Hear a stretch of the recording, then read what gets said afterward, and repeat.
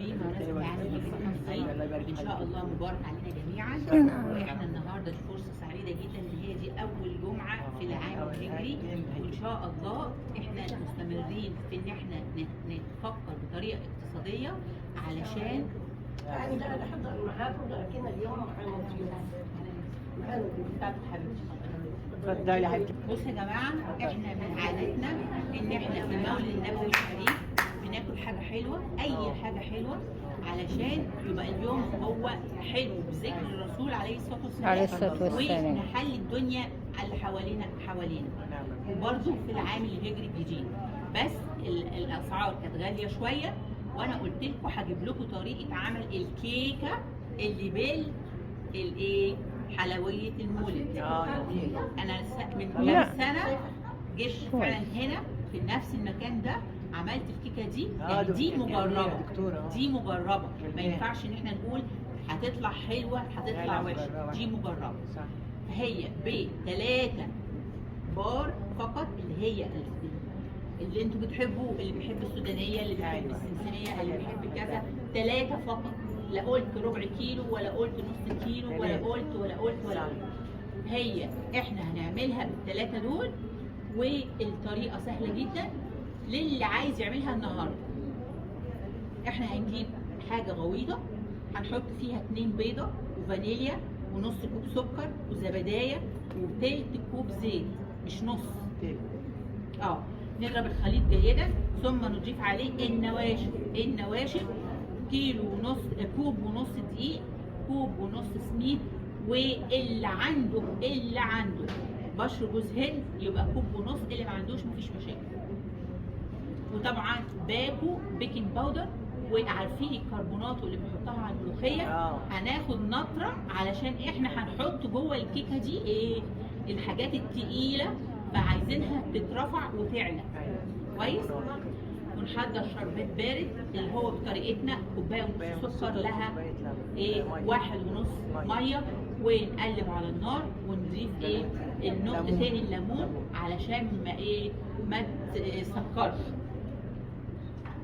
هنقطع هنجيب الحاجه اللي احنا هنعملها، لو ما كانتش هي من اللي بتلزق فاحنا هنحط إدام، يعني زيت مثلا او الحاجه اللي انتم مستخدمينها، وهنبطنها بالدقيق، ونحط نص الكميه اللي انا قلت عليها دي، واقطع حتت صغيره داير من ال3 بار اللي احنا قلنا عليه، ونكمل الصب بتاع الخليط.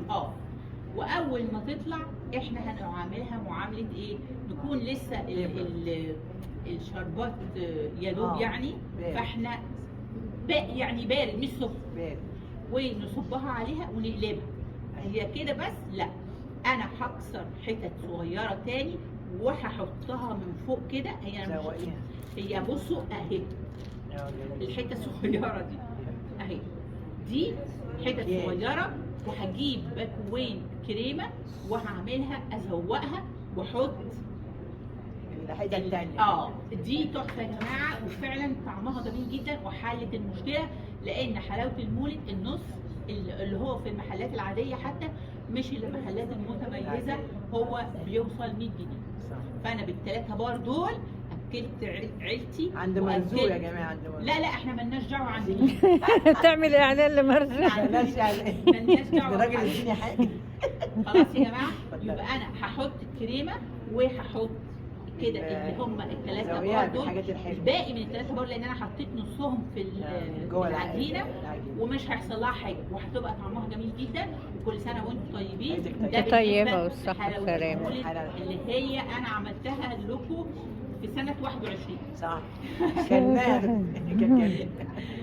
من 4 سنين. بقى هندخل على حاجه ثانيه ظريفه اللي هي يا جماعه لو سمحت عمرو يحس كده فوائد القهوه والشاي. يا دكتور، دي الناس كلها عارفاها الى حد ما، لكن ما حدش قال ايه اضرار الشاي او ايه اضرار القهوه وامتى ناخدها. بمعنى اهو القهوه دي ما تتشربش قبل الساعه كام؟ 5. لا يعني الساعه 8 صباحا، بعد الفطار او مع الفطار انا ممكن اخدها.